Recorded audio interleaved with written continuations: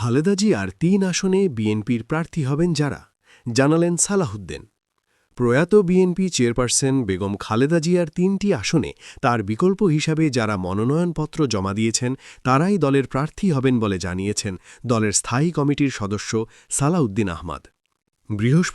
বৃহস্পতিবার রাজধানীর গুলশানে বিএনপির চেয়ারপারসনের রাজনৈতিক কার্যালয়ে সাংবাদিকদের সঙ্গে আলাপকালে তিনি এ কথা বলেন।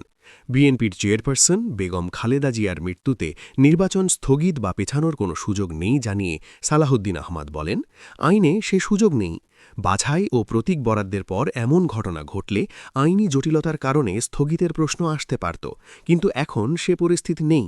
বাছাইয়ের আগে তিনি নেই, মানে মারা গেছেন। আইনগতভাবে লিগ্যাল এন্টিটি হিসাবে তিনি আর বিদ্যমান নন, সেজন্য তার মনোনয়নপত্র বাছাইয়ে টিকবে না। সেক্ষেত্রে বিকল্প প্রার্থীর মনোনয়ন যদি টিকে যায়, তারাই প্রার্থী হবেন। নির্বাচন স্থগিত বা বাতিলের বিষয়ে তিনি বলেন, আইনে এর কোনো সুযোগ নেই এবং নির্বাচন পেছানোরও কোনো বিধান নেই।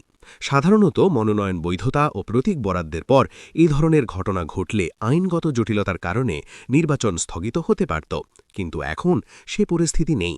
বিএনপি চেয়ারপারসন বেগম খালেদা জিয়া আগামী জাতীয় সংসদ নির্বাচনে ফেনী ১, বগুড়া ৭ ও দিনাজপুর ৩ আসন থেকে দলের প্রার্থী হবার কথা ছিল, তবে তার অসুস্থতার কারণে এসব আসনে দলের পক্ষ থেকে বিকল্প প্রার্থী মনোনীত করা হয়।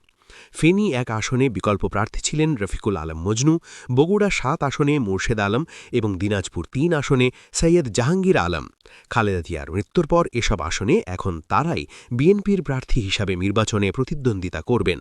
দলীয় ভারপ্রাপ্ত চেয়ারম্যান তারেক রহমানের মানসিক অবস্থা সম্পর্কে জানতে চাইলে তিনি বলেন, আমাদের নেতা তারেক রহমান একজন রাজনৈতিক ব্যক্তিত্ব। তাঁকে শক্ত মনোবলের অধিকারী হতে হবে, এর কোনো বিকল্প নেই। যত শোকই থাকুক, জাতির স্বার্থে তাঁকে দৃঢ় থাকতে হবে।